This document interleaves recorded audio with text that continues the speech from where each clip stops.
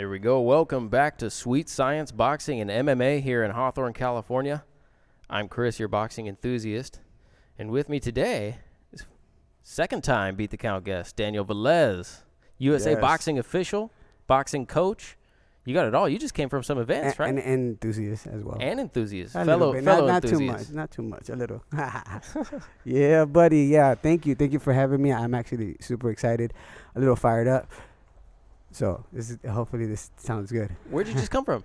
Okay, so I just came from the district Silver Gloves Championship. Silver Gloves champion. Was your boy in the Silver Gloves He tournament? was, and a few of our other guys were in there.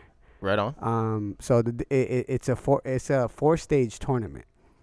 It's quite old. I couldn't give you the exact date, but it's one of the oldest junior prep tournaments there is in our time. Yeah. Some of our greats have been through this tournament. Okay. Maybe I would say the later ones, such as Mayweather. Mayweather. Floyd Mayweather Jr. Came through that tournament. I believe he won several times. Fernando Vargas, and so on and so forth. I think De La Hoya, I may have won that one too. Okay. Yeah, maybe not. It's one of the hardest ones, man. It's four-stage tournament, which it starts district, then you move up to the state. Then after the state, you fight for the regionals. Then after the regionals, you go to the nationals. Okay. And then you become national champion. I see you got a medal on. I'm gonna wear it proudly. My son placed second place. And, congratulations. Yeah, it was a dope fight. Of course, I'm going to ride for my fighter. And to be quite honest, I thought he won. All right, yeah. So I get a little cheery right now because that was a hell of a fight. Good job, Eliza. Congratulations to both of you guys, man. Hell of a fight. You were working his corner, right? Yeah. Myself, Coach Ivan Sill from Jack Rabbit Boxing, and Jack Rabbit, Coach Zoe Getch. He was there as well. His sons were also in the tournament. And also Coach Ivan Silva, his son, Ashton Silva, which is, I'm not sure if he's still currently ranked number one. But Superman, right? Yeah. Yeah, you know who he I know is. Superman, yeah. Yo, shout out. Shout out to Superman. In Dope. fact. Oh, you guys talked to him. We talked to him, remember? I forgot about that. Yo. You were there too at Grandpa's. Yeah, I was at Grandpa's, and Yeah. I remember I didn't talk to you guys then, but I remember seeing that Ashton was talking to you guys. Yeah. He came over and talked to us a little bit. Yeah. Yeah, so that was cool. Dope. That was dope. Yeah, so Ashton is he was unopposed, so he moves on automatically to the state. Okay. And then several of our other guys. But I want to just give a shout out to all of the little guys that fought out there this weekend. I was there all 3 days. Hell of fighting, man. Yeah. All of them. All of them? Good job, man. Good job. No, I'm glad to hear about it. I'm gonna have to make it out to one of those. Dog. The next one will be state. The location is still to be determined. That would be December 14th. That's when it starts. December 14th? Yes, sir. Right on. And that should be somewhere here in Cali, South SoCal somewhere.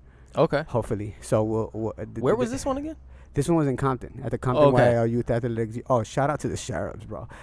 Were they putting it on? The Sheriffs. Okay, I'm gonna tell you. Most people may not know this, but the Sheriffs, they have several gyms. Okay. That with their help of them, in terms of maybe sponsorship. Yeah, that they sponsor, right? Yeah, they sponsor okay. them. And so they have several gyms that to be honest keeps amateur boxing afloat.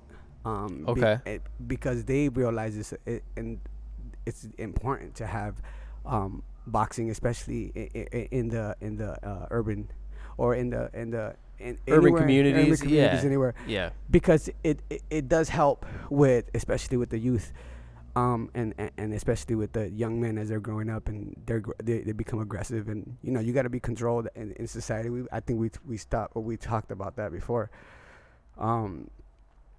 So I'm trying to send us a shout out so we can get. You gonna send some on Instagram? Hell yeah! You gonna post to Instagram? And by the way, another shout out. Maybe most people don't know. I don't know if you heard about Chris. Have you heard of SoCal Amateur Boxing Media? Yeah. On Instagram. Yeah, SoCal Amateur Boxing so Media. I manage the account. Yeah, I know. And we were having a little chat on Instagram. Yeah. So shout out to that. I don't know if anybody want to follow that.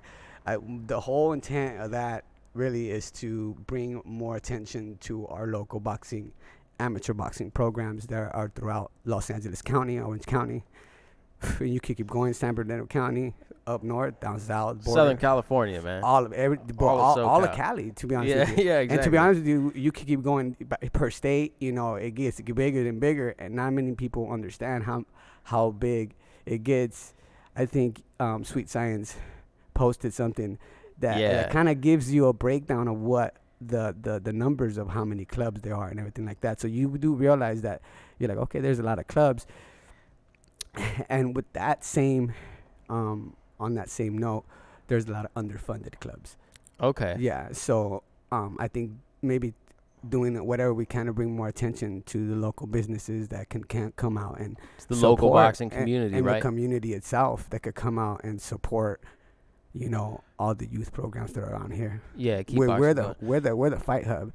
Yeah, you know, I noticed that actually a lot of local boxing gyms, not just in the Los Angeles area, but all throughout the Southern California area, have youth programs, right? Yeah. So like it's like a big thing in the boxing community to have youth programs, particularly in those urban areas and stuff like that. And in fact, if you look up like lists of charities and things like that in the community, a lot of times what you'll see is a bunch of boxing clubs in there. Yeah. You know what I mean? Because they're taking donations to do youth boxing programs and things like that. Yeah, because it helps the youth do some, you know, and especially in areas where there's a lot of gang affiliations and and stuff like that.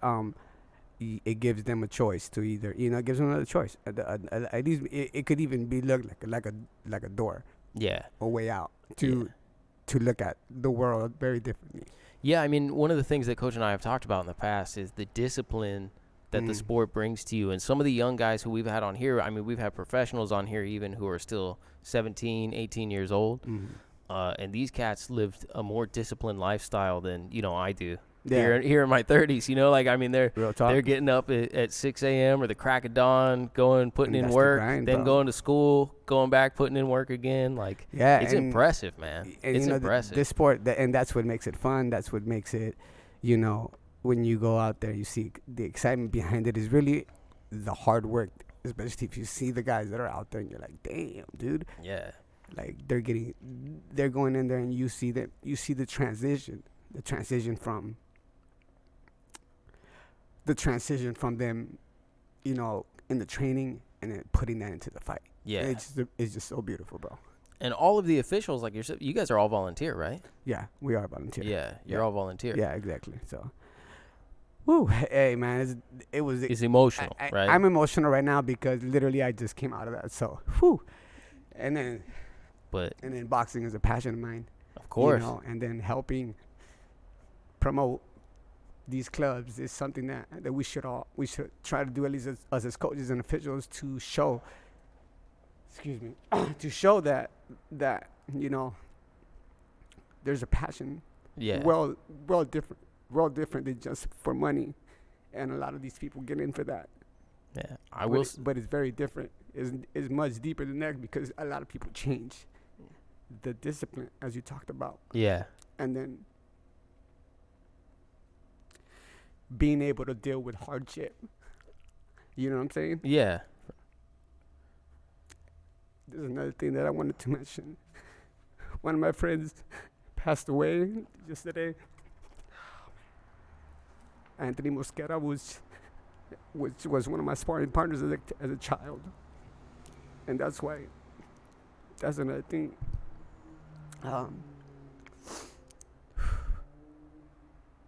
A lot of people know who this kid is. Yeah. The Mosquera family. If you know Roxy, left hook Roxy. Yeah. You'll know, where they come from, and that was, I want to say it was a close friend of mine. It was more my childhood memory. Sure. Friend, you know what I'm saying? An acquaintance and a friendship that we had because we were sparring partners. We went through tournaments together. I imagine that there's definitely a special type of bond that you develop with your stable mates, right? Yes. So with your sparring partners, with that, that there's not just an appreciation. Obviously, you're very passionate about boxing, so an appreciation for the craft, but also the bond that you build with your brothers in the gym and in the ring as well. Yeah, it's lifelong, bro. I believe it. Lifelong. Rest in peace, homie. Rest in peace, Anthony. We're very sorry for your loss, bro. Hey, thank you, bro. It's work for his family. My condolences, homie. Yep. Real talk, dog. I'm glad you can come on here and represent. Don't worry about I'm it, sorry, bro. You don't have to be sorry. There's nothing Sorry, to be sorry guys. about. I'm trying to hold it together. I've been trying to hold it together all weekend. It happened yesterday. You know, I was trying to hold it together. That kind of did a good job with that, but I think that's why I think I had to come out and talk to you, just to the family and say we love you guys, man. Keep your head up. Let me tell you, man, if any audience understands, I think this audience does, because this is a group of individuals who are passionate about boxing. Yeah, man. Just like you and I. Oh, man. I'm trying to hold it together, guys. But we got it. We got it. Yeah, you got it. But you're doing shout good. out, you know You're what? Shout fine. out to all the boxing clubs. Compton Boxing, Azusa Boxing. I'm going to try to go as much as I can from my dome that was there. Century Sheriffs was there. Let's see, who else was there? Who else was there? Damn, so many clubs over there today. And throughout the weekend, Fights was there. FTP Boxing was there. Yeah. NGBA was there. The Rock Boxing was there. And if he forgets, don't worry. He's not going from notes here. He doesn't have any going notes. straight This off is all the dome, from baby. 3 days of memory. Oh, shit, right? Yeah, There's a lot of kids, a lot of the kids out there, man. Shout out TG Boxing. See, it's just going to start popping up as I'm going. Throughout the show, if you think of one, just throw it out there. Throw it out there. Throw it out there. All the little homies out there, hey, good job. Every single one of you, man. Win or lose, stay up. And back to the drawing board, baby. Yeah. Make sure to follow my man, SoCal Amateur Boxing. SoCal Amateur Boxing on Media, Instagram. man. All we're trying to do is promote the little kids, and maybe just change the game. Yeah. Bring some more. You know what? I want to tell a lot of professional fighters do come out. You know what I'm saying? And I think they should just always keep touch with the amateur programs, because that's where they came from. As best as you can, whatever you guys can, man. Just come out. These little kids look up to you. I remember looking up to some fighters, you know what I'm saying? I got to meet Ken Orn Jr., you know what I'm saying? I got to meet some guys, and it was cool, you know what I'm saying? Looking at Sugar Shane Mosley. Yeah, you know what I'm saying? definitely. Look at those guys and seeing them and being around them. We look up to, as kids, we look up to you guys. You know what I'm saying? They look up to us. As officials, they look up to us as best as we can, as coaches, so we gotta try to do the best we can, guys. Yeah. So if you guys can come out and do whatever you guys can, man, come out, bro. You know what? Even Tyson Fury, you in town, you up in Big Bear, you should come out, man. There's before your fight, there's a fight at the Rock coming up. You know what I'm saying? In Carson. Have you been watching November 10th? Have you been watching a lot of the build-up of Tyson Fury and Deontay Wilder? Yeah, and you know what? That's a very interesting fight. Now that one's on fire right now. You gonna watch that one? Oh, definitely. If I almost bought a ticket and that shit sold out. Oh really? I'm gonna tell the truth. I bought a ticket to that one, and I was on literally online the 15 minutes before they went. Yeah. And then I had to wait like in an online queue, which I did. So they went on sale at noon. I had to wait in a queue for another 15 minutes before I could buy tickets. They were going so fast, man. Bro. I was surprised. And maybe a lot of people, it's because a lot of people realize that this is a real big heavyweight fight. Yeah. It's one of the biggest around right now, because not many people know, Fury. So this is cool. This is because I've given my perspective on this fight many times. Coach has given his perspective many times on the show. As an official, as a coach yourself, as someone who obviously is very passionate about the sport of boxing, what do you think? How do you think this plays out? And do you favor any fighter over the other? Okay, so off the bat, real talk, I'm going to favor Wilder. Okay. You know what I'm saying? I favor Wilder because he's on fire right now. And when you're coming in hot and the pros, it gives you a little bit of an edge. You know what I'm saying? The crowd, and it's the pressure's up. You know what I'm saying? Not that he's never been there, but Wilder, I would say Wilder slightly ahead. Yeah. This fight though is very crazy, because I see Fury as being an actual notable opponent right now. Yeah. Actually, more notable than Ortiz. Wow.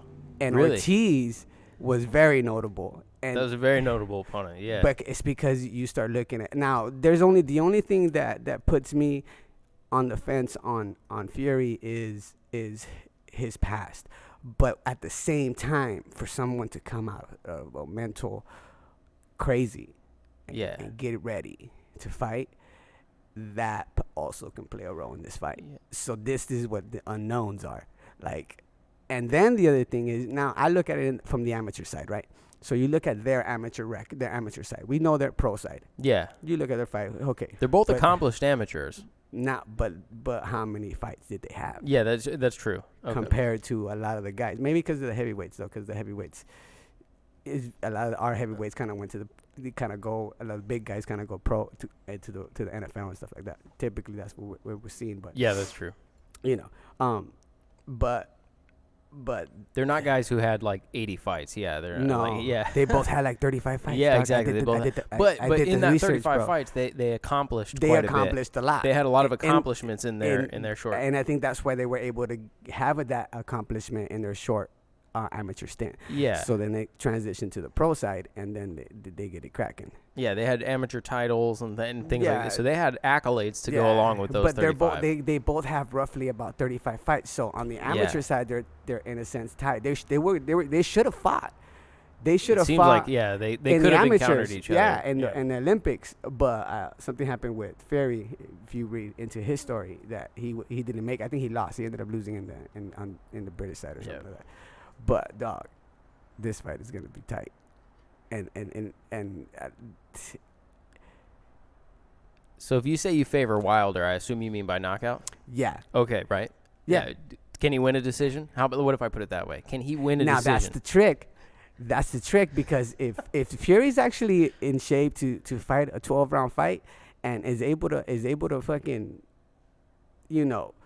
fight him off and wear him down, now we're looking to see how he can do against them in the 12, and he's a better boxer, and it's what the numbers are saying in terms of, when you look the statistics, the analysts are saying in terms of boxing style, but doesn't say that Wilder doesn't know how to box. He was an Olympian, so let's get it. Yeah, no, he definitely knows how to box. It's kind of the same thing when people say he's just wild. Some of the same criticism when you talk about Canelo and Triple G. And people's Triple G, Canelo's a better boxer. Yeah, maybe the techniques. But if you look at Triple G's amateur record, he's a very established amateur. Like 300 and something amateur fights. He virtually never lost. So it's like.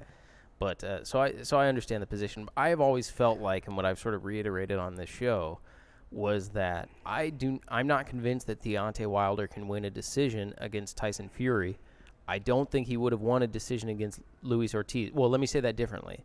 The judges would have given Deontay Wilder a decision against Luis Ortiz. However, looking at the fight, I don't feel as though he was winning. Yeah. Right? So he won by knockout. In my opinion, if that had gone all the way, Luis Ortiz should have won, despite whatever the judges' scorecards said. Yeah, but you were still looking at if you look at that fight, well, that's if Wilder wouldn't have, what if Ortiz would have survived? And if Ortiz would have survived, put a whooping on him, Wilder could have won the fight by decision as well. Like if he keeps knocking him down in subsequent rounds and stuff. Yeah. Period. I just mean for the rounds that we saw, Luis Ortiz was he did a superior boxer. Yeah. And in terms of boxing, when I was watching, we were watching, and I'm like, damn. And I heard one of the coaches was like, Wilder looks like he's playing possum, and I was like, what? And like whatever. And then all of a sudden, Wilder comes out and crack. And I'm like, oh, okay, that's what he meant. Yeah, that's. But he probably watched Wilder a lot, in terms of, so he probably knew what Wilder would do. I tend to favor Tyson Fury if the bout is able to go 12 rounds. True. I think that the challenge is that Tyson Fury is a loose fighter. He likes to fight with his hands down. He likes to use a lot of head movement, right? Yeah, so he doesn't have a high guard. He has a really low guard, and he likes to use head movement. Has a tendency to get caught, even by lesser fighters every now and again. He'll get caught. Yeah. And I just feel like if you get caught by Deontay Wilder, he's a tremendous finisher. He's like such a great finisher. You could see he's like a shark who smells blood. Like the moment he sees that you didn't like something, he's just on it. That's it. He's just on it, and he puts it away. So I think I lean the same way. I lean towards Deontay Wilder, but if Tyson Fury won a decision, I wouldn't be blown away. You know what I mean? So I mean, You know what? But he would shock the world he would. Yeah, in the he would. heavyweight side He would. because now it doesn't look good in terms of Wilder versus Joshua. Joshua.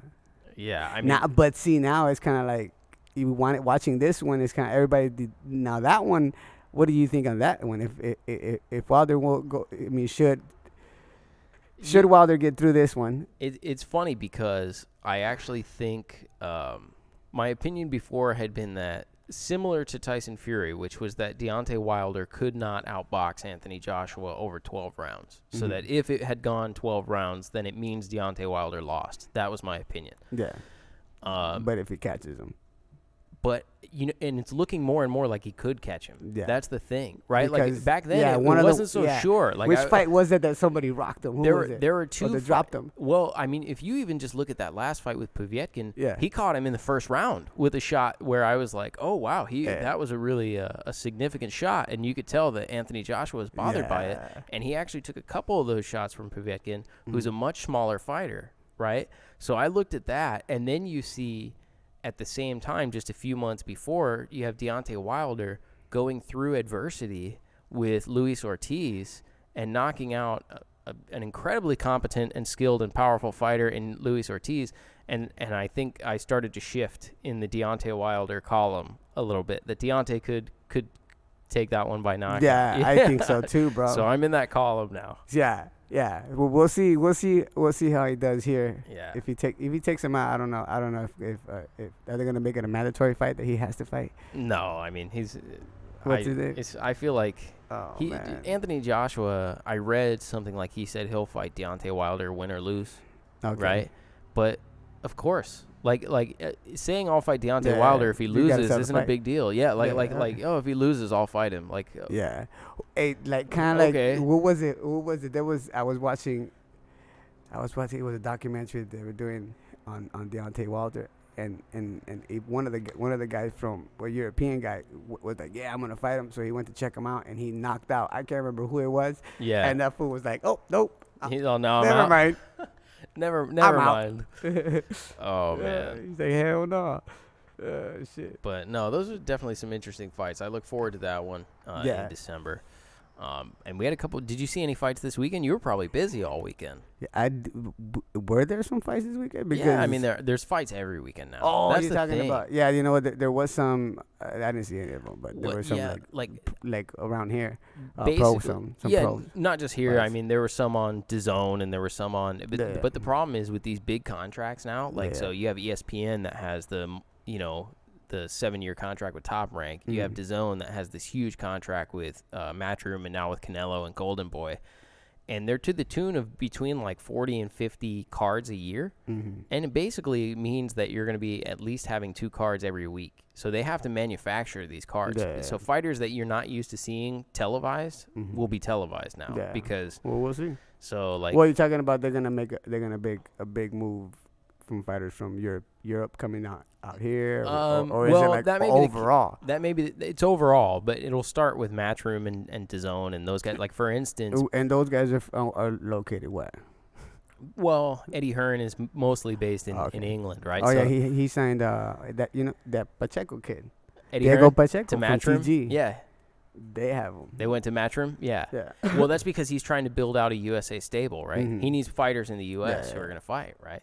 Yeah. So like Eddie Hearn and those guys sort of started with DAZN. Top Rank followed suit, and now we have cards all the time. You're going to see a lot of fighters who, like for instance, the World Boxing Super Series, the first World Boxing Super Series that took place last year.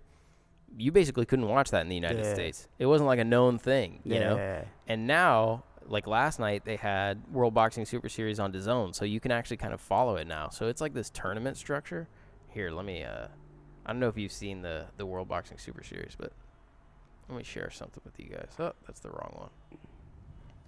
I'll go over here and see if I can show you the title breakdown. But Nonito Donaire is in the World Boxing Super Series, right? Okay. So it's a tournament structure. They have all these guys fight each other. They got 3 going on right now: Bantamweight, Cruiserweight, and Super Lightweight.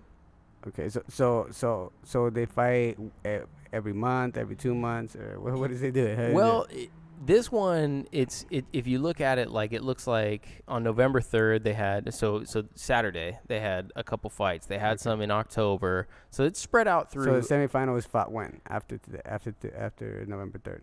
Yeah, exactly. No, exactly. The So semifinal. the semifinal will be. So this one actually happened yesterday. Yeah. So they'll then announce a date for these ones. I got you. So basically, it's this tournament structure here.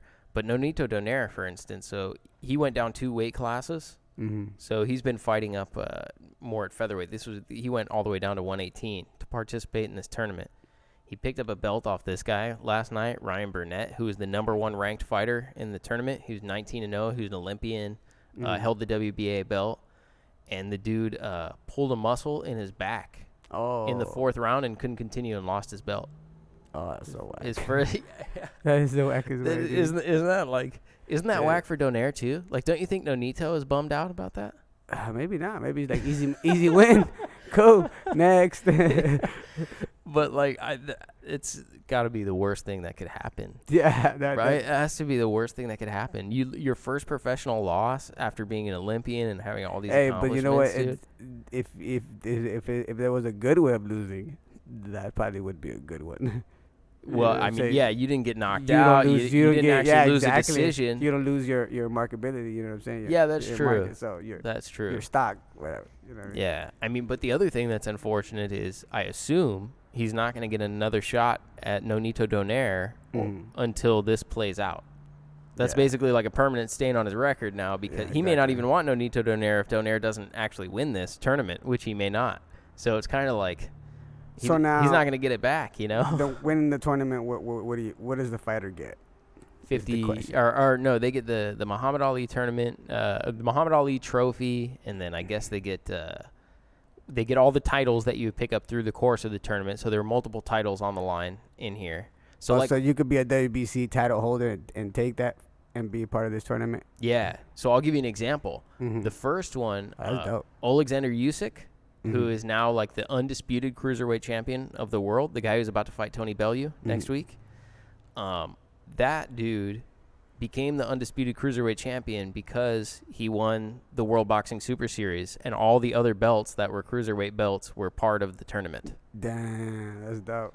So it did crown like a winner. You know what I mean? Yeah. I mean, I'm assuming you're getting money every fight, and then there's got to be a top prize. Yeah, I'm sure you get a financial reward for being the top winner, and then plus you get all the belts, plus you get this Muhammad Ali trophy. So outside, who else is on here other than they're like really really well known?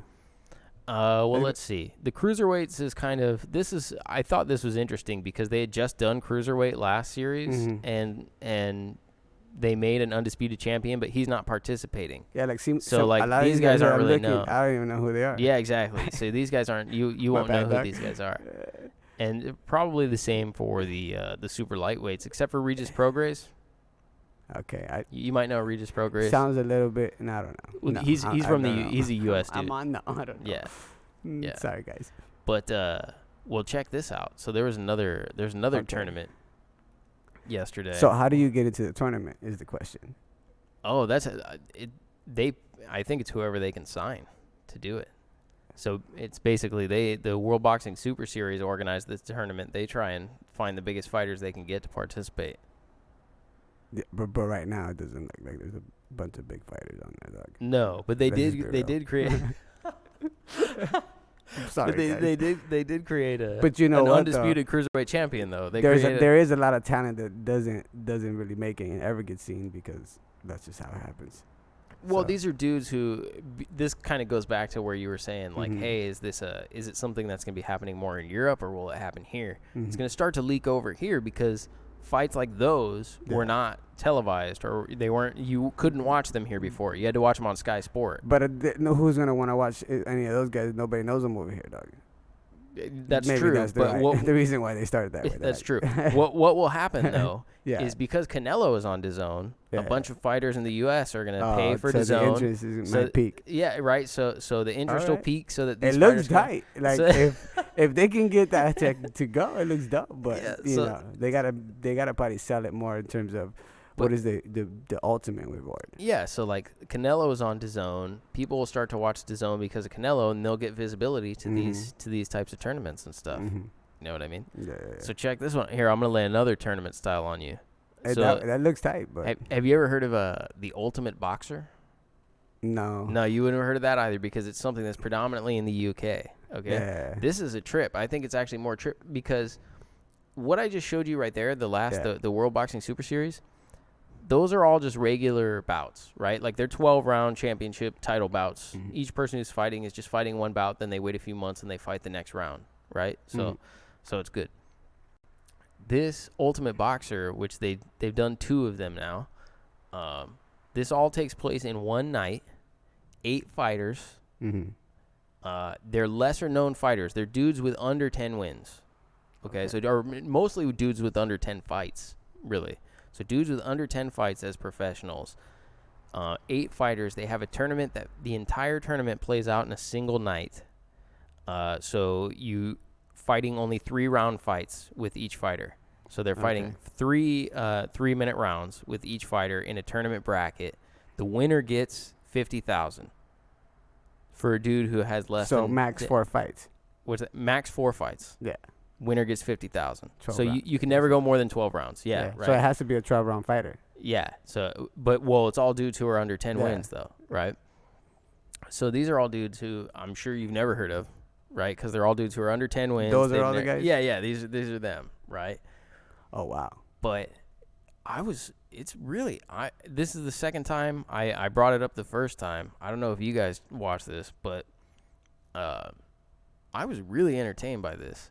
The 3-round sort of tournament style matchup, the thing that makes it interesting is the fact that okay, so in the top one, that guy goes against this guy over here, right? Yeah, so that guy went against this guy, this guy went against this guy. That's another duck. Real talk. I see 2 ducks on there. Oh man. Man, you're harsh, man. My bad. But that's how it is. I only seen those 2 ducks. Everybody else kind of have a. Let me pull it down. I'll show it to these guys real quick. So the thing that's interesting about it though, so they do the whole thing in one night. I'm more like this. Right. But $50K to the winner, right? And I thought it was really entertaining. And the 3-round thing makes a big difference because if you lose a round, you've got to get it back. It's kind of like that amateur style mentality, only brought into the professional. So there's like no headgear, no anything like that. Fighting 3-minute rounds. So you see a lot of these fights. A number of these are guys who are scoring knockdowns on both sides. You know what I mean? Like he'll knock him down in one round, he'll come back, knock him down in the next round. So a lot of high action stuff. Yeah. Plus, with only 3 rounds, there's no, like, for cerebral fighters who sort of take their time and pace themselves to get into a fight. There's none of that, right? There's none of that. Well, they can win a 3-round decision, bro. No, they can win a 3-round decision. But what I'm saying is, like, you look at fighters. But you're going to get tired. Yeah, well, if the fight is hard. Yeah, that's true. But what I mean is fighters like Floyd Mayweather, for instance, who maybe start slow and take time to evaluate their opponent. Yeah. A few rounds to get used to what their rhythm is. You don't have that few rounds. Nah, but Mayweather only did that because he had 12 rounds. Now give Mayweather 3 rounds. And he's going to do the same thing that he would do in 12 rounds. Yeah, that's true. That's true. In 3 rounds. But the point is like there's no feeling out process, right? There's no feel like a lot of times you'll see the first round. It's just kind of it could go either way. They're feeling each other out in the pros. There's no feeling out process because there's only 3 rounds. Yeah. You have to win them all, Yeah. So I went through this. I thought it was, it's not bad for these young fighters, I think. Now, see, these guys down here, okay. This is the guy who won right here. Shakan Pitters. From where? I don't know where he's from. Let's see. Let's check him out. He's from the UK. Oh, okay. He's from the UK. So he improved his record to 10-0 by going through this tournament last night. So look at these last 4 fights. These are the 4 fights he won, or the 3 fights he won. Decision? Okay. Oh, yeah, decision. Okay. Yeah. 1 KO. Yeah. Hey, but talk about a test, though, dude. How much rest do you get in between? Like in between fights? I guess it depends on how long your opponent's fights go. The other guy's fights go. Oh, true. True. Yeah, like if one dude gets knocked out in the first round, next fight up. So it's like 2 rings or is one fight at a time? It's 1 ring, 1 fight at a time. Oh, so there's probably like a good rest period in between, maybe. Yeah, it seems like it, right? Yeah. It seems like it. So one Yeah. ring, one fight at a time. But the whole thing is on Facebook. If you guys haven't checked this out, you should check out The Ultimate Boxer because this is the second series. I think they're both. I thought they were both entertaining. But And so you just like, cause see, there's a guy right there that says pro debut. So the qualification is you just gotta try to get in. oh, this was a different card though. This is a But there's a different debut. Oh my bad. Where I was Okay, looking at a where's the different one. tournament at? Where to go? I messed up. Here, let me go. Oh, back. you're like, what the hell's going on? Yeah. So how do Here you he get is in? right here. Here he is. So right how do here. you get into the tournament? I See, have that guy no has idea. like 2 fights, dog. You see what I'm saying? That guy had 2 fights. He's undefeated. There's a well. See, that guy is undefeated, and they threw, like I said, a duck. So if he could beat that guy, then he you know what I'm saying? We'll see. We'll see how he It does. doesn't always pan out that way. It You know, doesn't it's always, boxing. no, yeah, It's it boxing. is boxing. That's the reason why they test him out. Check it out. So I went to a fight last night. I went to All Star in Montebello, Yeah. California. So you saw on Instagram, I was posting. I was at the All Star event, and thank you to All Star and Jim Fitzgerald and everybody who was there for hooking us up. But we were checking out these fights. We're ringside, you know. We're getting I brought my wife. She's getting blood and sweat on her and stuff like that. She didn't like that. You know what I mean? We were too close. She was That's like, how I want to be close you already were? further Were away. you like on the ring? Yeah. Oh yeah, that's right. Yeah, that's right. She didn't dig it. You She get didn't like it. We get it all the time. She like, had. I know you she'd guys. be like blood. Like, psh, you like, guys. damn. You guys must get on it. your phone. Exactly. I was on gonna it. say she had her phone sitting on the table, and through one of the fights, she gave me an elbow, and then she points down at her phone, and there's like the blood splatter on her phone. Yeah, She yeah. was not happy with it. Hey, that's the fight game when you're that close. But check it out. So this, I'll give you an example where I said it doesn't always work that way. This cat, A.B. Lopez, trained by Freddie Roach, Wild Card Gym. He was 10-1 going into last night against this dude, Jesus Cruz Bibiano, 17-13. Right? He lost a unanimous decision. Oh, to the 17 and 13 Yeah, guy? he lost a But see, unanimous that's a decision, test. 17-13. That's how they do it. They're testing this guy. See how good. See how good he is? Yeah. And you never know. Maybe this journeyman right here could be a journeyman. You know, this guy all of a sudden does the bounce back and becomes a Mickey Ward. That's true. But so it's an You know what I'm experience test, you mean? Yeah, an experience exactly. test. Well, that's how they do it. That's how they do it. That's how it's done. Yeah, it's funny because Coach is always giving a hard time is when we talk about. He's like, why do they put him in with these guys who they're supposed to, like early on. You have to. You fight guys who are like, Bro, you're 0-5, testing your 0-7. fighter. You know, you can have look, dog. There's been stories that I've heard of a fighter who trained all his life, yeah, fought in the amateurs, you know, a little bit or did whatever, and then his whole goal was to get into the pro game. First fight, gets knocked the fuck out. Game over. First fight, And they quit. oh yeah, They pulled the plug. but They said, like no mores. yeah, And so that's kind of like what this is. Like, you know, how are you gonna in terms of the business side of it? yeah, You know, how good is this guy? If you can't fight this guy that barely trains, you know what I'm saying? And you can't beat him, okay, get out of my gym or you go somewhere else, dog. You know what I'm saying? Yeah, I've also said that there's something to be early on when you're putting a fighter in with guys who have losing records. There's something to be said about building confidence, building experience. That's the other thing. Doing things like that, right? Because even if you're used to the amateurs, it doesn't mean you're used to that professional level. And that's really the main thing. Building confidence early on? Well, confidence and experience in the pro side. Yeah, because you can have a shit ton of amateur experience. The pro side is completely different, dog. Completely different. You know what I'm saying? The gloves are smaller. You know what I'm saying? There's no headgear. Yeah, no headgear. Yeah. You know, the Well, fight even at the elite level, it's rougher. You know, there's a even rougher side to it on the pro side. Yeah. At the elite level, they don't use headgear anymore, right?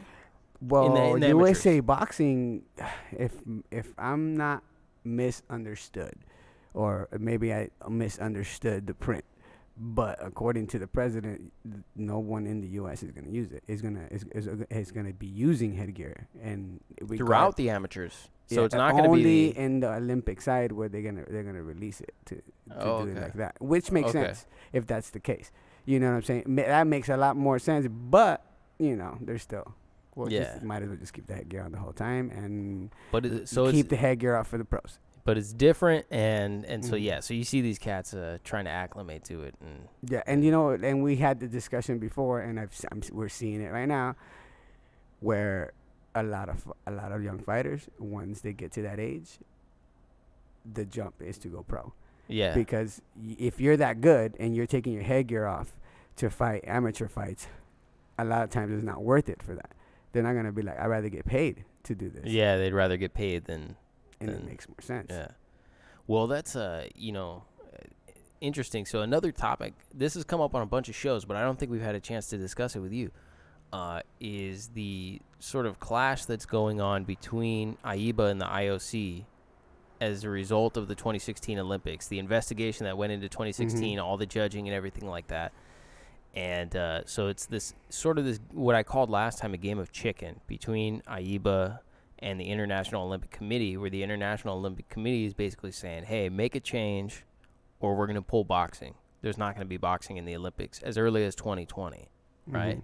And most recently, AIBA elected an interim president who is considered criminal by the United States Treasury Department. Yeah. So he's been sanctioned multiple times and is considered a criminal by the United States Treasury. IOC wasn't okay with this, right? So they said, hey, that can't be your full-time president. If you elect him as the full-time president, then boxing will be at risk for 2020. So you know what AIBA did this week? They elected that guy president. They elected him as a president. And so now the IOC is going to have to decide if they're going to pull boxing from the Olympics in 2020. They straight pulled their card. They're like, all right, we'll see what you now what. So they're basically they're seeing now if the International Olympic Committee is going to bluff or if the International Olympic Committee is going to pull boxing. But there is a very good chance that we will not get boxing in the Olympics in 2020. Okay, but are they the only sanctioning body that can sanction the Olympics? Is the question. The International Olympic Committee has authority to determine who sanctions Olympic boxing, and they recognize AIBA as the boxing authority. Okay, so who's the next competitor in boxing authority? Is the United I don't States, know. USA Boxing? I got this fly all up on me, and I'm trying to fight it and shit right now. I see him. That's the it's thing. probably all the sweat, bro, from being a coach. You know what I'm saying? We had four in the finals today. You had 4 people in the finals? We had 4 in the finals. Right on, man. Yeah, it was good. Those guys, man, hats off to you. Alex Getch, his brother Frederick, Giovanni Aguilar. Yeah. And my son, Elijah Velez, Jackrabbit Boxing. You guys represented well. Good job, fellas. Good job, guys. Yeah, but anyways, what were we talking about? So going back to the IOC. The fact that so Olympic boxing what may I not would say, exist. who would be the next authority in line if they wanted to say, you know what, no, that's where it is right there. So if the IOC says, okay, so we just look for a replacement. Yeah, they could. USA Boxing. Because Boxing. it's too much. There's too much into it. You know what I mean? How much, is the boxing community gonna be an uproar for not having the Olympics? Yeah. Are they gonna step up and be like, oh, that's messed up? Let's vote. Or what's gonna be the next step? And that's where maybe fighters are gonna say, oh, screw it, you guys are disorganized. Peace out. What's up, Eddie Hearn? Let's go. That's what I'm thinking, right? Like that's not having the Olympics as something to aspire to do, right? If the Olympics aren't available to you, you'll see more and more guys who are trying to go pro earlier. And I see dangerous. I see that as being dangerous in my turning pro earlier. But that's just me. But not that you can't have success in it. It's just I think you need that buffer. You need that bridge. So collegiate boxing, it does exist, kids. Yeah. Let's just put it out there. It does exist. In fact, November this month, it's going to be USC versus UCLA. Oh, really? Yeah, November? Yes, sir. That's cool. And so that's coming around. So I would say that's where the bridge can be met right there. They can fix the bridge right there between amateur and pros, very similar to the basketball, to the football. So I was going to ask you about this. Okay. What if they decided to make Olympics professionals? What if the IOC said we're not going to – you professionals can participate in the Olympics? Okay. Then that'll make it very interesting now. Do you think more people would watch it? In a tournament style? Tournament style pros. 3 rounds. Going into rounds, the Olympics. 4 rounds. 6. Are you doing 4 rounds? 4 rounders. Maybe 4 rounders. I think it's 4 rounds right now. Damn. I don't know. Pros. So like the current world champions and stuff like that could participate in the Olympics. How much did see for a pro is very different now. It depends That's on true. what kind of pro. Financials and stuff like that. Exactly. They're probably you they want to get paid. You'll probably you know? get some good pros. No, they get it twisted. You know what I mean? Like say Shakur Stevenson. Yeah, that's true. You see what I'm saying? Yeah. Oh, okay, then fine. Shakur, come on down. Yeah. You know what I'm saying? Real talk. He was an Olympian already. Yeah. He's been there before. He's undefeated. You know, okay, come on, let's build up. You know, would that count as a pro fight? Is the question. It would have to, right? Okay. Yeah. I think it would have to. Yeah. They'll do it like the championship series. Yeah, exactly. But that thing is. They do it like the. Oh yeah, that one. They'll do it like the one we were just talking about, Ultimate Boxer, the 1 day, 3 rounds each. That would be crazy. That just looks disorganized. That would be just too crazy. You know what? That's who they should go to. They'll go to Ultimate Boxer and have them build out the Olympics. Let's have them build it out. There would be some whole craziness. It would be entertaining. I kind of like the style right now. Maybe I just like that. No, I mean changing it up. It's traditional for sure. Like there's a lot of prestige to it and stuff like that. Exactly. It would really be unfortunate. You would lose. I don't know. Maybe not, but yeah. I mean, you would lose something. You know, in terms of I don't know. It could change the game up. We'll see what happens. Who the hell knows what's going on, dog? We'll see what happens. I was surprised when I read that though. I couldn't believe that. Yeah, that's a bold move by AIBA. They don't mess around. They're like, yeah, whatever. Yeah, they just elected their president. You don't tell us nothing. So let me ask you about another fight that was on this All-Star card. So this dude down here, Triple V, is what they call entertaining fight. He came away with a win against a dude who was in his pro debut. And this is this is last night. This is last night at All-Star. Okay. Somebody from Compton were they there last night? Yeah, there was definitely somebody. What's his name? What's his name? Damn, what's his name? I don't remember which one it is, but there was definitely Compton was in the house last night. He did. Compton is everywhere. No, I recall that there was a fighter. Yeah. From Compton. I just don't remember which one it was. Jeter? Was it maybe one of these cats right here? Oh, Jeter's from Jeter DG. Gutierrez. Where? Yeah, I'm not sure. I thought it might have been one of these guys. No, it's Jared Jeter. Oh, yeah, you know, Roger Gutierrez, he's from, Roger Gutierrez, he's from Coronel, I believe. Okay. Coronel Boxing in Silmar. Yeah, that's where he's from. Okay. I believe. So these dudes down here. So, Triple V, guy's getting really comfortable. Kind of like, starts to do some of that Tyson Fury type stuff. So he lets his hands down, and he's really relaxed. Dominating the fight, lots of head movement, gets trapped in the corner, uses head movement for about 15 seconds, doesn't really take a shot, and he keeps his hands down after that. So as a coach, when you see someone who's that fluid or that comfortable, or they've built their confidence over the course of a round or a couple rounds, and now they're so confident that, they're like, I don't need to have my guard up kind of thing. Is that a red flag, or do you look at That's it? That's a red flag to me. Because, is it really? Yeah, because you can. It wasn't boxing, in my example, but Anderson Silva. Remember? Oh yeah, I know what you're talking Weidman? about. Yeah, I know exactly what you're talking where he put his hands down and he was playing around. Yeah, and then he got caught. Yeah, it's all over. Okay, I can see that. You know what I'm saying? Point. And so you don't want to play around. You know what I'm saying? On that part. Did Jeter win? I don't remember who won that one. Actually, someone asked me if Jeter won. I don't remember who won. I don't know. Yeah, it was a competitive fight though. Yeah, Jeter's a tough kid. I've seen just snippets of how he fights. He's a tough kid. Sorry, I was responding to a message, but I get your point when you use that example. Yeah. The reason I ask is because there's people yelling at him. Put your hands up. Put your hands up. So you kind of hear some of that. You're always gonna hear that. Yes, put your hands up. Because the coach is already gonna be like, dude, put your hands up, bro. Yeah, put your hands up. It's dangerous. You could get knocked out, bro. That's just the game. Yeah. But at the same time, he's No, yeah. He was controlling the fight. Like, you look at it, and the head movement was really fluid. He was controlling the fight. He was picking off the punches in the right way. It worked. That's what I mean, right? It's working. The coach is still gonna tell him, "Hey, you need to make sure you don't get too comfortable, big dog."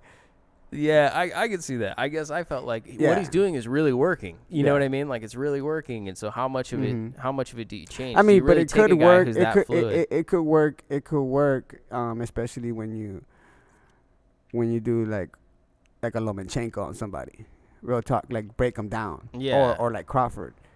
Even Yeah. Crawford though, his last fight. You seen that fight? Oh, Yeah, I watched it. My hat off, sir. Badass fight, dude. To That was dope. Benavidez? To Jose Benavidez? To Crawford. To Crawford? Benavidez, yeah, but Crawford, dog. That Okay. fool broke him down. Kind of Yeah, did he that. did. That's broke kind of him what he down. does, though. Yeah. That's like Crawford's thing. And so that's what I'm saying. If you, you know, to a guy that can do that, and even then, though, you can see Crawford, you know, D up. You know what I'm saying? He's smart. He's not dumb. So That's he true. knows. So if and we can use this all day, Mayweather. You can say all you want. If he had his hands down, yeah, he may have had his hands down. But if you really truly analyze him at range, he was D'ing up. Yeah. Real But, quick. I mean, there are definitely a lot of guys, Tyson Fury, for instance, Carl Froch, Muhammad Ali. These are all guys who are you have to. They have their hands down a lot. Yeah. You know what But I mean? it's, you know, it's a mental game because, you know, it plays on the mind of the guy. If you move your head, you know, and the guy can't hit you, Yeah. the dude's going to get frustrated as shit. You know what I'm saying? Like, damn, his hands are down. I can't even hit him. So then that plays the game because, once again, boxers are taught, keep your hands up. That's kind of like the first thing you're taught, hands up. Yeah. You know? And so when a guy comes in and puts his hands down and then you're trying to hit the guy that is breaking the rules, Yeah. right? Yeah, he's breaking the the guy's going to get pissed off and start doing some other shit. So it could play as a mental game as well. So it could work, you know, to a certain degree. But it's a dangerous move, you know, and if they're taking a risk, then that's what it is. They're already taking a risk being in there anyway. Do you have a bunch of guys who come in on day one and try and do all that stuff? All the, you know, There's always people all the that shoulder rolls and all. And they And learn like, real hey, quick. You're like, hey, They stop learn that. real quick. Put They your learn. hands up. No, I don't even have to say. I tell them put their hands up, and then they're sparring and they get rocked, and I'm like, Okay. You're like, yeah, put your hands up yeah. after that again, and they get rocked again. That's how you learn. On day one, they try all the fancy Nah, stuff. well, I mean, I wouldn't put a guy up to spar on day one, but that's just me. Oh, You yeah. know. You ever seen coaches do that? I've seen coaches do that. Just throw guys in the That spar happened to straight me. away. That happened to me. Oh, it did really? You were put in the spar like straight away? Yeah, that's how it was, Back in the day, that's what it was like. and it's probably still like that for sometimes. Yeah. It I might don't know. work for a kid like me though, because I already fought in the street and I was already getting in trouble like that. So for me to jump in day one, it was different. You know what I mean? Might teach you something too. I was already acclimated to fighting.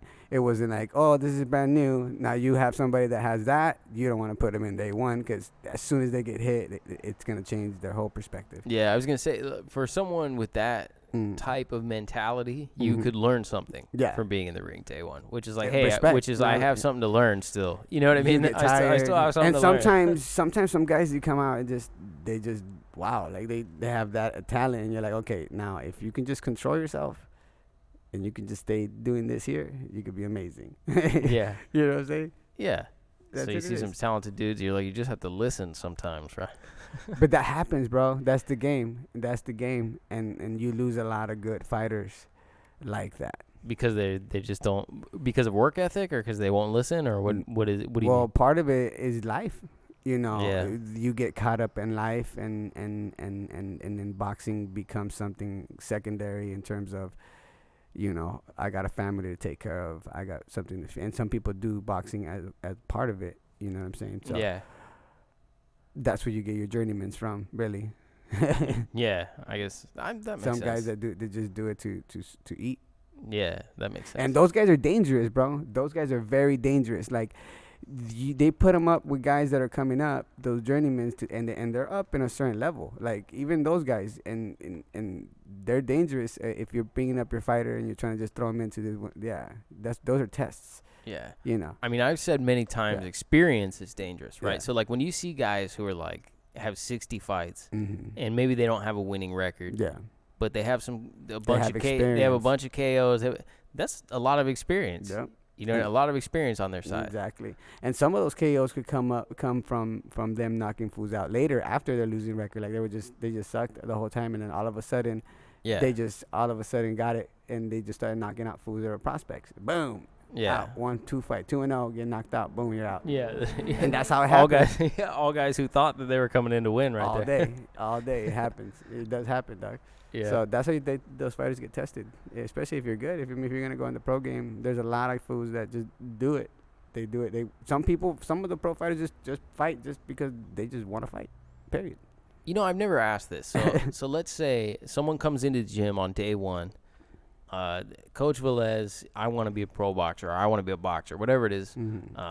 What's the first thing that you do to evaluate kind of like where they're at? Like what do you have? Is there a specific drill you have them do? Do you have them hit a bag? Do you say, hey, do this? Or like how do you figure out where your starting point is?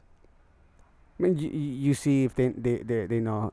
I ask them questions. Did you ever box before? Okay, yeah. Like, have you trained anywhere else? Have you done anything, like any type of fighting sport at all? Period. Because that gives you a base. You know what I'm saying? Because if they learn wrestling, they're going to have a base that you can work with. You know, if they learn anything, Muay Thai, whatever, they have a stance already, a boxing stance.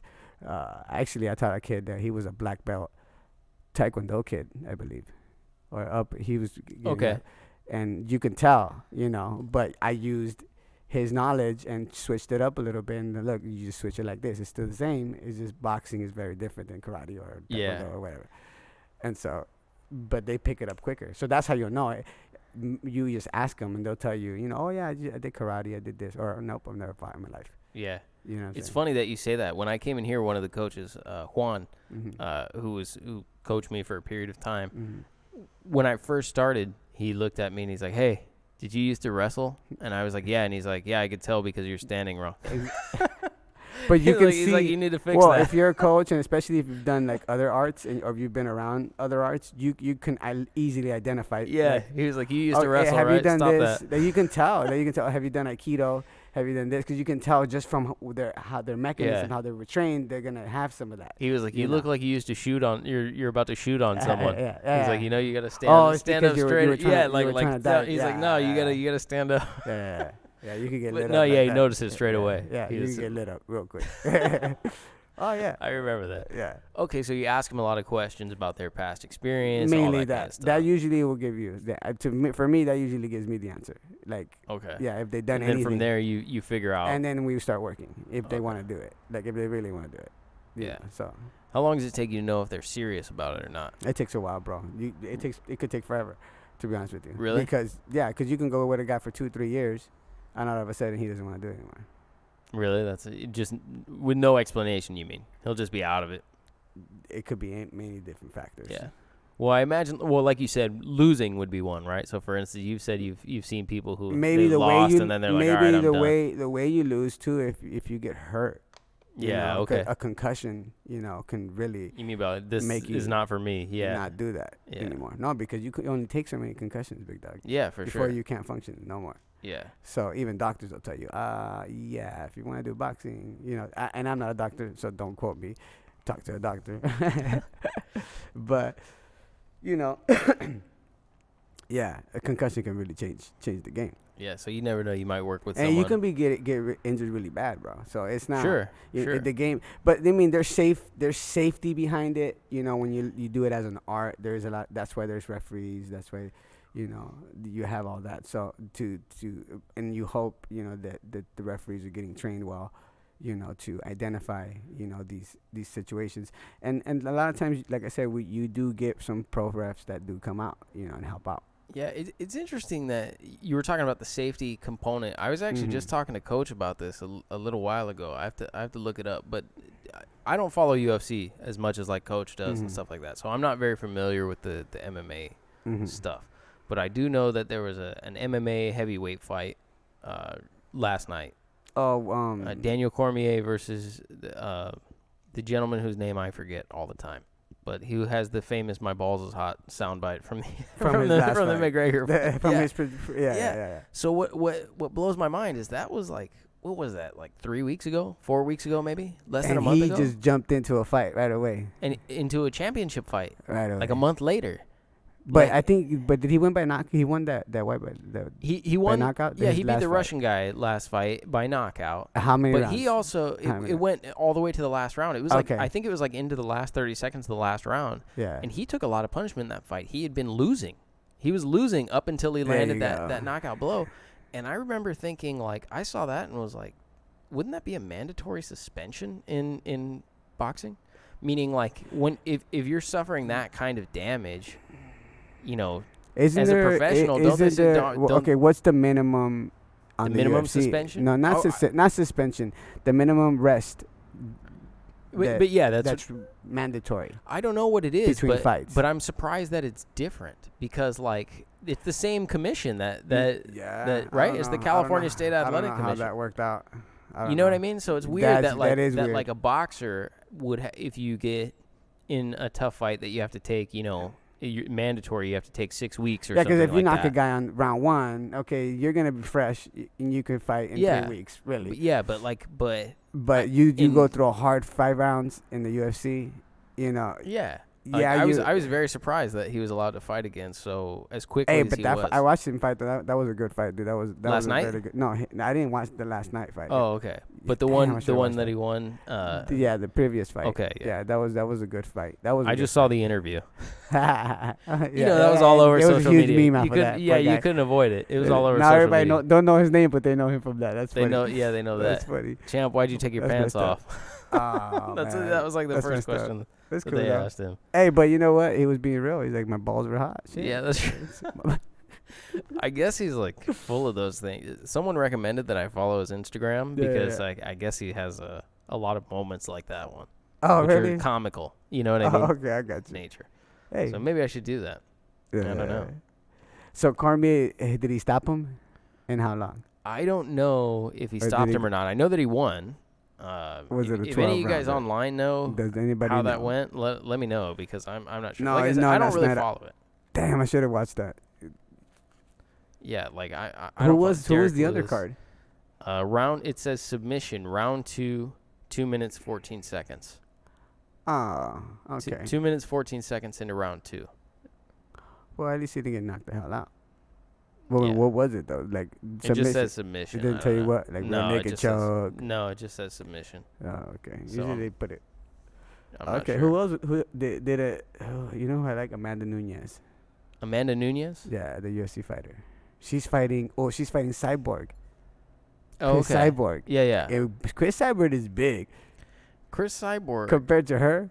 I don't know what the weight difference is, but yeah, that's why I was tripping the hell out. I was like, oh damn. And I think Chris Cyborg trains out here. In Huntington Beach. You know what's interesting about Chris Cyborg is this was a few months ago, but she had I think it was like a Twitter thing going back and forth saying that she was interested in fighting Cecilia Brackhouse, and that I guess she used to spar Clarissa Shields. Oh, and Cyborg. So she wants to fight on a pro boxing fight. Pro boxing fight. So she. Brackus? Well, no. The girl that is the undisputed champion. That's the one that fought in that one fight against. Who she fight? Let me see. I can't remember. Yeah, but so Brackhouse is the undisputed champion. Hold on, now. If that's her, and Chris Cyborg. I think Cyborg. I don't think Cyborg can beat her at all. Cyborg has sparred Clarissa Shields. I know that she beat Holly Holm, and she was saying that she was interested once her UFC contract expires in fighting Brackhouse. How many pro boxing fights does she have though? Oh, I don't think she's had any pro boxing fights. Oh, so they're just gonna honor her MMA side? Yeah, kind of like they did with Conor, right? They just call it he's zero. He's got to know. It set a precedent. Now they're gonna do it. I'm trying to find her if it's the same girl, because I remember posting something on that fight. Punches got my back. He said Cormier was submitted. Do you know how? Cormier was submitted? Or no, Cormier submitted. Sorry, I said that incorrectly. Cormier submitted, but what was the what submission did he use? You're talking this fight? That Brackus? Yeah. That's her? Yeah. Oh, nah. Brackus will beat her, dude. She's too good. Just from seeing that, and I think we all should learn a lesson from watching Conor McGregor trying to come in and fight boxing. You know, I don't know. She needs to be tested some other way before she goes against her. If Chris Cyborg is serious, she should take some other fighters before she takes her. Yeah. Yeah. But that's if there's a lot of fighters any fighters to fight her, or money making fighters in the boxing game to fight her. Yeah, that's true. Or any fighters that are gonna want to fight her. So yeah, I mean, but apparently she probably it appears based off of the fact that she beat Holly Holm, that she spars Clarissa Shields and stuff. Mm-hmm. It appears that she probably has a little bit more experience than say Conor McGregor did. Yeah, at least. Then that could be true. Maybe the training is hell of a lot better for her. Maybe. Because Yeah. Clarissa Shields is badass. Yeah, exactly. Yeah. Right? I mean, so if she Exactly. can hang with Clarissa Shields, then maybe she's a little bit more, maybe she has more to her stand-up game than, say, Connor did when he started trying to fight Maybe. But I still would suggest for her to fight somebody else other than her at least once, just to test her game out in a pro fight. Because you can do good against Clarissa in sparring or you know, or hold your own in sparring, but it changes. Yeah, you can't make a big deal out of the sparring sessions. Yeah, you really can't. Yeah. You really can't. Yeah. Oh, Coach is saying Mosley Jr. versus Brandon Adams in the final of the Contender. See, I didn't know that because I don't have Epics, so I don't know how you watch the Contender, Coach. I think one of the Contender guys was there. Oh, was he? Today? Today he was there? You know what? Because I was so caught up with the whole fights and a lot of little homies. I you know, even when a lot of the pro fighters come in and they'll come in, I don't, you know, it's more for the kids, so I don't want to go up and be like, oh, what's up, dude? I let the kids handle it, you know, and have a good old time. But it's interesting that you said that. I was thinking that earlier. When you're in LA, you know what I mean? There's a lot of people show out, even for the local shows. Yeah, there's fighters, former pro fighters, current pro fighters at the show last night for All Star. There was some actors and stuff like that there. I always think it's interesting how, you know, you get the benefit because you're here. Well, I mean, it's such a hotbed for boxing. Yeah, that, for like, those events, like people for come out the to pro everything. events, But even for small pro events, you know what I mean? Yeah, like okay. People come out and like represent. I would like to see a lot more of that in the amateur side, just because, you know, I think it would continue to inspire, you know, the kids to see the next generation, you know, and even the current guys coming in, like the guys that are, you know, known to be hot right now, you know, because that's not gonna last forever. Yeah, you're not gonna be hot forever. You know. Do you have your eyes set on any upcoming amateur things? Do you have when's the next event? Well, the next one for us, we're gonna go to Utah, December 1st. Oh, really? And yeah, that's for the national elite. I think that's a qualifier for the Olympics for the elite guys. Yeah, and the junior prep can go in and compete for points. So we're gonna go take a team out there. There's several teams going to that, and then right after that, we're gonna jump into the Silver Glove State Championship. Okay. Which, like I mentioned earlier, we still don't know where it's gonna be, but stay tuned for that one. Follow SoCal Amateur Boxing Media on Instagram. You already know. As soon as I get the word, I'll let you guys know. You know what I'm saying? If you didn't know. If you didn't know. And now you know. Yeah, now you know. You know, but you know, I have help from you know, a couple of other coaches and stuff like that help with the Instagram. Yeah, with you know, they send me stuff and a lot of it's really not on me at all. You know, it's everybody, and so you know, we just putting it together and have everybody, you know, kind of see what everybody's doing and bring more to it. Like I said, more to the amateur side, because you know, not all of them are gonna go pro. You know, some of them will turn and become doctors. I know some. Yeah. You know, that were boxers and became doctors or lawyers or anything else. That's cool.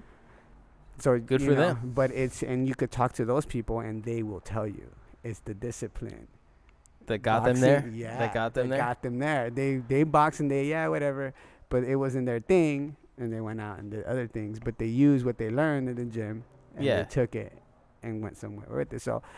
You know, I think that should be supported, you know, because, you know, you're building leaders, you know, at least you're in hopes, you know, not all of them become great, but you want to promote that to have a good environment for them and do the best that you can, you know, and a lot of the guys volunteer, a lot of the, like I said, we talked about the volunteers that come out. Yeah. You know, and my hat off to our president, you know, Joe Zonders, he put on the Silver Gloves. And then Delilah Rico is the chief of the officials that was there, and you know, even that, you know, those guys, you know, they do what they can. The other one is Mr. Jones. Everybody know Mr. Jones. He's an old school guy, man. He even fought. I didn't know this, and I was talking to one of the other officials, and he said that Mr. Jones fought in one of the Masters fights. And he fought another one, and everybody thought that he was gonna have a heart attack, and they were like, "Holy shit!" Like they were all scared. Everybody was there. But apparently, it was a really competitive fight, and he's like, I don't know, maybe 70-something years old, if not more plus. Okay, yeah. Sorry, Mr. Jones, I don't know your actual age, but this guy's old school. It's old school, man. And apparently, he did a hell of a job. He was a former fighter as well. He's a good guy. He's always come out. He's our treasurer, the treasurer of the LBC 33, Southern California Association. So. Yeah, man. So the LBCs all have their own internal sort of infrastructure? You guys have your own treasurers, your own presidents, As of your own now, everything. As of now, that's how all the LBCs kind of. Yeah. So they're all run separately. They run separately yet together. Okay. Yeah, under USA Boxing. Yeah, they're all under USA Boxing, Yeah. definitely. Yeah, but they're independent of each other as well. Okay. Yeah. Cool. No, yeah, so looking forward to that, man. I'll need it. You know what else? So we've been talking about this forever, but we talked about doing the Pacquiao and Jeff Horn thing. Oh, that's another right. judge and doing it. So I still want to do I that. I don't know if she'll be able to come out, but I don't know. We can do it with another judge Anybody. or anybody else. Yeah, anybody. I'll take my chances. We'll too. be right here looking at that. I'll take my chances too. Yeah. Like I'll go 2-on-1. That's fine. But the other thing is, so it looks like he's gonna fight Adrian Broner coming up here. Who, Horn? No, Pacquiao. In No. January. I'm sorry, guys. I'm not really too excited about that because I just look at that one as Pacquiao. I mean, there's a lot of Pacquiao fans, and I'm a Pacquiao fan. I could say, Sure. Pacquiao, but it's time to put it up. And do some other stuff, buddy. wait until I tell you about this part. So they're thinking about making it a pay-per-view. Mm-hmm. See, they should do that one for free. PBS. Yeah, right. Real Right. talk. PBS. It's PBS Kids. PBS Kids. Where's the other one?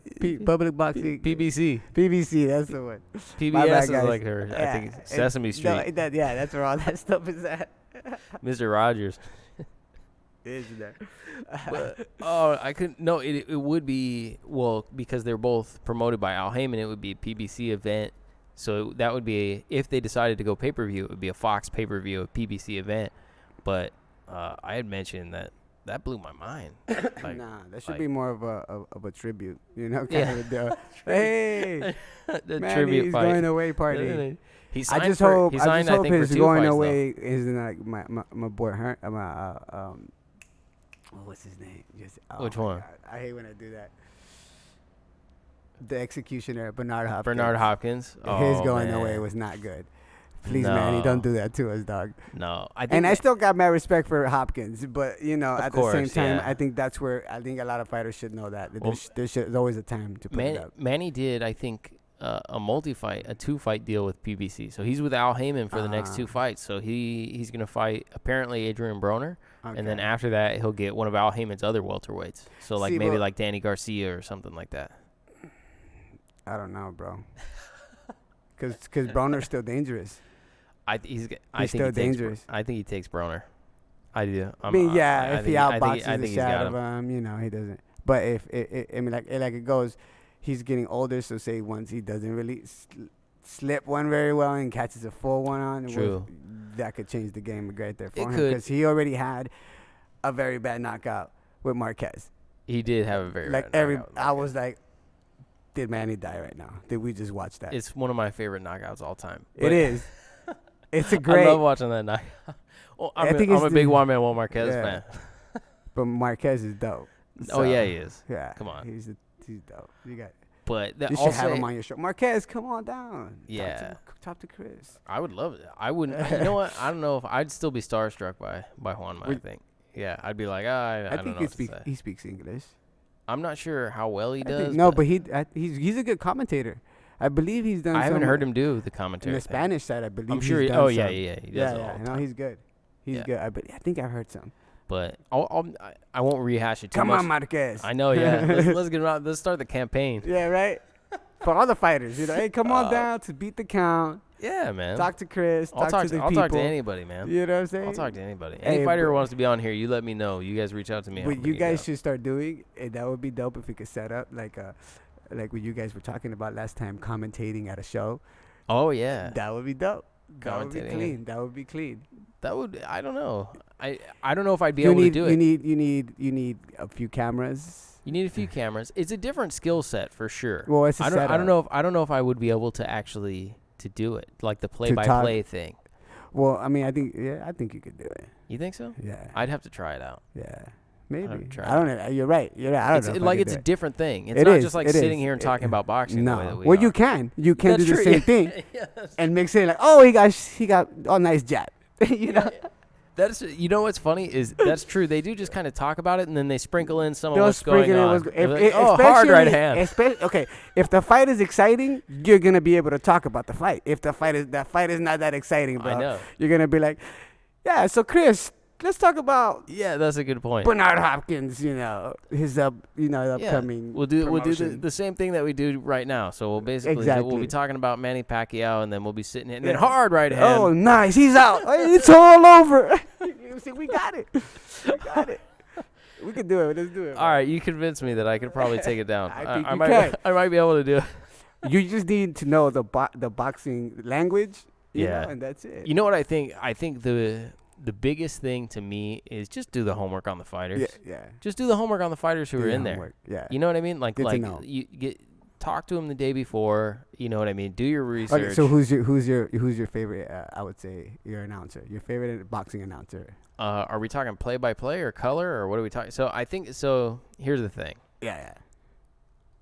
I do like. I'm gonna get so much. I'm gonna say this right now, and people are gonna be like lighting me up through emails and Instagram and stuff. I like Max Kellerman. Okay. Yeah. He's not that bad. He's not bad. Yeah. Exactly. He's not. Maybe Kellerman. when his positions where he stands on could be where people may not like him at. But overall, I think he does a good job. But let me explain. I like Joe Rogan. It's not because Joe Rogan is good. He also does more sort of that color commentary. Yeah. So in boxing, they normally have a fighter do that, right? So they normally have a former fighter sitting there and kind of do that thing. And I think that's sort of the role that Joe Rogan takes in some of that because he has so much experience. Okay, I got you. Sort of with some of those sports and contact sports. But with Max Kellerman, it's not that I always agree. Let me put this out there so that just kind of stymie some of the hate that'll come my way. So in your perspective, he's not your color commentator. No, he's kind of a play-by-play guy. But here's the thing: I don't always agree with what his position is. The reason that I have a tremendous amount of respect for Max Kellerman and what he does is I think that he is able to break it down in a way that you can understand it, whether you agree with it or not. So he's good at explaining his position and why he thinks the way that he thinks about something. And so you can go, okay, I understand what he's saying, but not necessarily agree with it. I think where people have a hard time with Max Kellerman is because a lot of times they think he's either being biased towards certain fighters or because they don't agree with the position that he takes. So I'm not saying I always agree with him, but I think as an announcer, being able to explain yourself and sort of sound educated in a way is a really important thing. It's a lot of pressure to do it, on the camera, and But hey, it is what it is. Yeah. So I like Max Kellerman. Yeah. I would say I would be more on the color commentating, like you said. Yeah, like it's on my side, I that's what I like the most. But you're right. Joe Rogan. You do need a person. That's what it is. The personalities. It's normally two guys. Like it's at least two guys. It's normally one guy who's like an analyst, almost like a member of the media, and then you have another guy who is a color guy who's basically coming from a place of experience and saying, hey, I experienced these things and this is my perspective. And that way you sort of get a mixture of both of those perspectives. You get the insight. The guy who's the analyst who like comes from the media perspective, and you have someone else who comes from an experience perspective. Okay. And I think that's like so then that's you're the analyst side, and I would come from there. You need a color commentator. Yeah, you need the go. color guy. Yeah, you need the color guy to do it. All right, we got it. We can do the color comment. I got it. Let's do it. Me and Marco. We'll do it. There'll be three of us. I'm fine with that. Yeah, there you go. Three. Now we just have to convince someone to do it. So let us do it. You know what? We should have convinced Timothy Bradley to be because he's good. Tim Bradley. He's good. He's honest. Like I've seen him, and that's in that Horn fight. He's there and commentating, and he's kind of saying, "You guys are tripping." No. So I looked this up. Horn is winning. No, I looked this up last time. He thought Pacquiao won too. Did you hear what he was saying?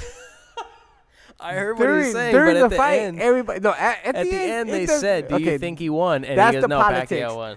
But if you go back into the fight, give me somebody do it right now.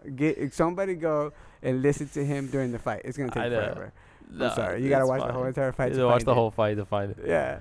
But you gotta hear Timothy kind of saying like, I don't know. But I bet if there was a camera on Timothy when he said that, we would have seen that he would have been like, you could have seen his face. Yeah. Come on, Timothy. My favorite fighter to listen to is Paulie. I like listening to Paulie talk. Paulie? Yeah. Yeah. You're Paulie's cool. just like, yeah. I don't know him. I don't know him. Yeah, no. But I like listening to Malignaggi Yeah. commentate, do the color stuff. I do. Yeah. Cool. I also think that Andre Ward just picked up, or ESPN signed Andre Ward to a 2-year contract. Ward is good.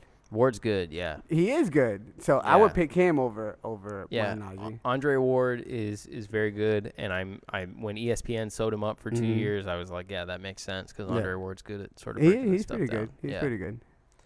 So you got it. You got it down. Yeah. I don't know. I'll give it a try. We just need to find some local boxing promotion that needs an announce team.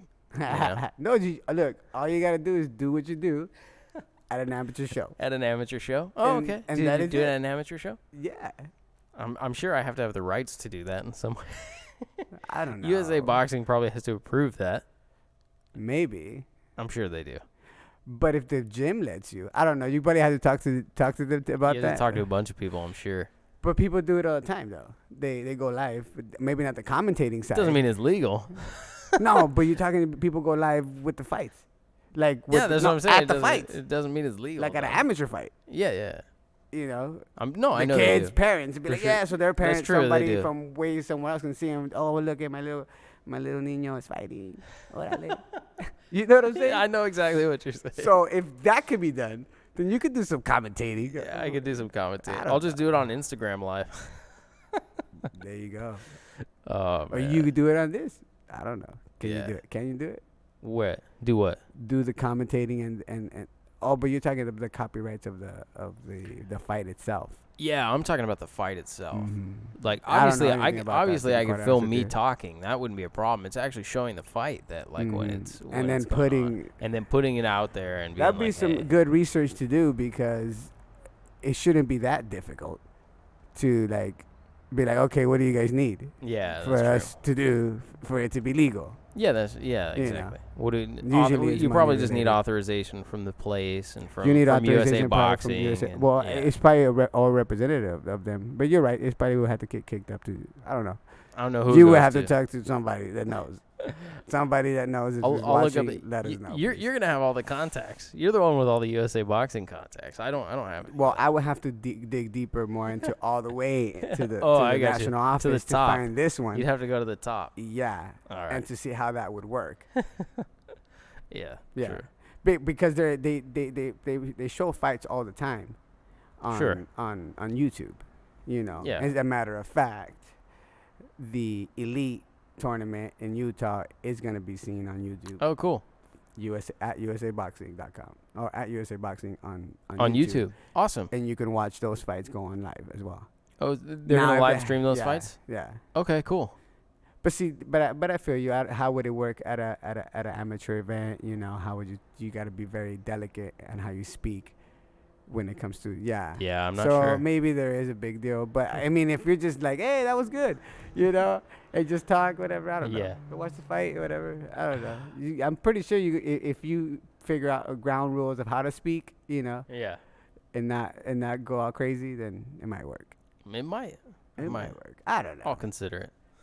But it was good, you guys. But doing a podcast at the show, that's actually cool too. So you should Yeah, keep that was doing cool. That those. was hard though. It was very difficult because What, the connection? Yeah, you just can't plan everything out. I'd never been there before. Didn't know So where the then now you connection know. was. You gotta try and see how that is. Yeah, like And if I did it again, I would want to be there like far in advance to Yeah, set test up it out and to see test it, yeah. everything. To Yeah, see if it would work even. and even still, I'm not an audio engineer. Like this Yeah. stuff sounds okay, but like once Yeah. once you have 1,000 people in And the room with everybody's you, it's yelling. like, how do you do that? You know what I mean? Like I Yeah, don't know yeah, how to yeah. make it sound good. So Oh, that's right. yeah, Yeah, so- you're right. They do a pretty good job at the fights. You know, Yeah, the pro they do. fights. Yeah, of Or pro course. events. And I'm sure they We have. gotta talk to anybody want to help us out. They have experienced individuals who do these kind of things.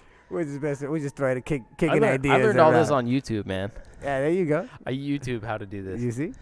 Hello, YouTube. Exactly. That's one thing you can do. Yeah. You know, on YouTube. Boxing is very difficult. Remember we talked about that? Yeah. It's like, okay. you can learn some stuff. Yeah. Oh, that In I boxing, do remember boxing that. wise. I asked, is it possible to learn Yeah, boxing on YouTube? yeah. Can you learn boxing on YouTube I think without going to a gym? you know, you can, but you still need the environment. You still need. Yeah. Well, I those mean, you things. still need the sparring. You still need that kind of stuff, right? You need ring work. You need insight. You need ring It's work. like going to school. You know what I'm saying? Yeah. You know, you when you go to school, if there's no teacher, what the hell are you gonna learn? How are they gonna structure it? You know, so you gotta learn the structure and learn, and then you gotta have somebody there to support part. You know, hey, you're doing good, you're doing bad, you know, whatever. So True. Yeah. I mean, you can learn some stuff. The problem is I've like, seen some funny videos from fools doing that, and it's just hilarious. I'm like, wow. I was gonna say there's Yeah. there's two things. One is that you have no way to validate the content for the people who are on YouTube. Mm-hmm. Meaning, just because someone's showing you something, it doesn't mean that technically it's the right way to do it, Mm-hmm. and maybe the way that they have done it, but perhaps there's a better way to do it. So that's kind of one thing, and the other thing is, you really don't know if you're doing it right or not. You know what I mean? Like let's say you look and then you're studying something and then you try it, not having someone there to tell you like, oh no, you're not doing that right. Yeah. Right? Like you're practicing, but you're not practicing the right motions or you're not practicing the right movement. That's kind of a big deal because it really just practicing bad technique doesn't get you good, right? Like you actually have to practice they're correctly. gonna have the worst technique ever, but they can. I've seen some weird, awkward fighters That's true. At the end of the day, if it works, it works, right? It worked out for them. Yeah, if it works, it works. But I think it just helps out. I think the motivation aspect and, like you said, the technical side of it. Hey, you should do it like this. Yeah. Because it does. You can't go in and throwing punches. With this part of the hand, you gotta turn practicing over your shots. bad technique So isn't gonna get you anywhere. It's not. Yeah. But yeah, So, it's better to be at a gym. yeah, Find your local definitely. gym. Your local support. You know. Yeah, exactly. Yeah. So I would say that in terms of local support, man, we got you at the amateur shows. I was at the local pro show. You know, we got to get out there and do it. We got to make it happen. Yeah, we'll see. Wilder's having his media day. Oh, really? Tyson Fury had his. Oh, it's tomorrow. Tomorrow. Yeah. Tyson Fury had his media day last week. Yeah. Yeah. Yeah, I heard about that. Yeah, that was cool. Which gym? It was Santa Monica, but what gym was that? I don't know which gym it was. I've never seen them before. I don't know which gym it was. I don't know if they're like a competitive gym though in Santa Monica. It doesn't sound familiar. It was maybe one of those private gyms. There's a lot of private gyms that, there's a lot of private gyms. Yeah, actually. I'm sure. Yeah. Yeah. But no, they had. I'm not sure which gym he was at, but I did watch a bunch of clips and stuff like that from his media day. Yeah. Yeah. How was that? Well, so you're thinking he wins it in 12? No, I'm thinking Deontay Wilder wins. Yeah. Deontay Wilder wins 5. by stoppage. Do you think 5? I don't know. I'm not sure where exactly. He'll catch him along the way. You think so? I think he'll catch him along the way. I think so. Deontay too. Wilder wins by stoppage, but I it wouldn't be could surprised if he won by 12. Yeah, right? I wouldn't be surprised if Fury can change it up on him. Yeah, and I wouldn't. actually defeat him. If at the end of the night Tyson Fury won a 12-round decision where he basically only landed less than 10 punches around and kept Deontay Wilder from hitting him okay, yeah, I can see that. Like I wouldn't be surprised by it. Yeah, I just hope it's not a boring fight, one of those boring fights. Well, the hard thing is and many times tactical. Tyson Fury is. Yeah. Right? So he's kind of like Floyd Mayweather in a way, which is that in some ways, he's entertaining, he's energetic in the build-up to the fight. Mm-hmm. His fights aren't all that impressive, though. Yeah. Right? Like, even his first two comeback fights, watching him on the comeback trail, watching him on Instagram, the build-up, the talk, all that stuff, super entertaining. Then you watch those two comeback fights, and you're like, he won them, clearly. They're just not very entertaining fights, you know? So if he wins, there's a very good chance it's not a very entertaining fight. Damn. So. I don't know. Yeah. But I think, like I said, all Wilder has to do is just land it, and it's over. Yeah, that's how I feel too. Because he's on fire right now, dude. That kid's on fire, man. Yeah. That Ortiz win was a big win. That was huge. Ortiz is legit. Yeah, that put him up there like, oh, shit, okay. Because, you still have doubt, and then that one was a definite surprise. Yeah. I think, yeah. Like I said, I changed my lane for those 2 reasons. A lot of people probably see this fly's back. This fly is getting at you, man. You need to go. He's getting you today. He wants a shout out. Shout out to the fly. Yeah, shut up. I think that's what he wants. If I get his Instagram account, I'll plug it. Probably. And then maybe it'll go away. Buddy? Yeah, dog. Oh man. That was a good day, though. It was a good day a good weekend at the amateur shows. Well, definitely congratulations to you guys. I know that you plugged the other show. We have some that we're that are advancing. Good. Yeah, you know, but congratulations to your whole team, man. You guys are out there putting in work. A lot of other gyms though, man. If it wasn't for them, we wouldn't be able to do anything. And so all of us together. That's how, and that's when we need to continue. Bringing it up and bringing more to our game and more volunteers to help because you need more competent people. Yeah. To keep it safe, to make sure it's safe and to be able to identify when somebody gets hurt, because and you do go through the training portion of it where you look it up online and you have a class that you take. Yeah. And then there's clinics that you can go to. But still, it's the other part is actually seeing it. Yeah, experience, right? Yeah. You have to have that experience. You got to see it. You got to see that happening, and you got to be able to visualize it and really take it in. Because it's a split-second decision you got to make. Yeah. And you can see it. And so you got to be able to Yeah, I don't know what's going on out there. They probably can't hear it, but yeah. I don't know if they could hear it on the mic, but it's somebody's yelling out there. Somebody's yelling for sure. They're protesting. But you got to hear from Coach Daniel. Go out, represent, help your local boxing community. You should volunteer, help anything you guys can do to help the sport, right? Yeah, come out to the local clubs, local shows. Just follow us, and I'll put as many as I can up. Who's that is coming up. So yeah, where should they follow you? Yeah, SoCal Amateur Boxing Media on Instagram. Perfect. That'd be us. Yeah. All right. Well, I think that's it. All right, man. That's Beat the count. It's the best. Thanks for coming down again, man. Hey, we could do it. We could run it again. I'm gonna see if Ashton could come down and talk to you guys. Yeah. Oh, because as you said, that's why I was wondering what the audio was, because I was looking for that one, but you said that you guys had audio problems that day. On which one? When Ashton was there. Oh, that was right. at the show. Yeah. So we did 2 interviews that day. We did his and someone else. I might be able to get you the audio from it. Yeah. Let me mess with it more. Yeah. I know more now than I did back then. Put it up. That was like my 3rd show. You know what I mean? Like I didn't know what I was doing. I still don't know what I'm doing, but I know more. You know what I mean? So I'll look at it again. Marginal. I'll look as best as possible. I'm learning. It's all good. All right, guys. Hey, I'm not good at this either. I just came by to just talk shit. No, I'm glad. This is what we do. That's what we do. Thank you guys, dude. Seriously, if you guys are serious about, taking boxing lessons, come out to your local club. There's plenty of us, plenty of gyms around. I mentioned a lot of them. Hopefully I didn't forget anyone. Yeah. But hey, just look up. You can find them on Instagram. If you hit me up on Instagram, I can try to find one for you if I can. Cool. That I know, locally to you. But you can also look at USA Boxing as well, so you can check those guys out and see.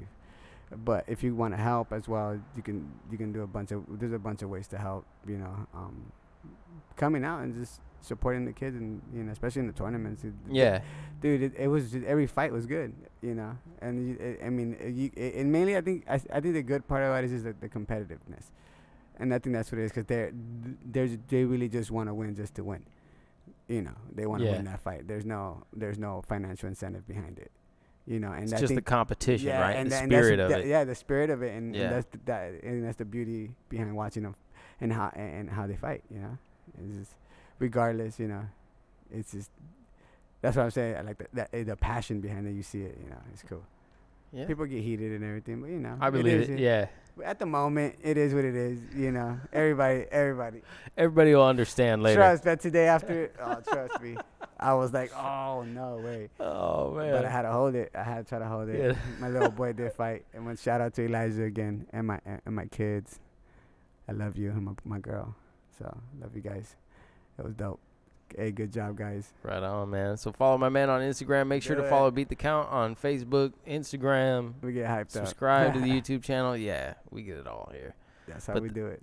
That's it this week on Beat the Count. We'll be back guys, next man. week with another episode. Thank you, Chris. Thanks, guys. Thank you, man. Hey, See you later. thank you, man. That was dope.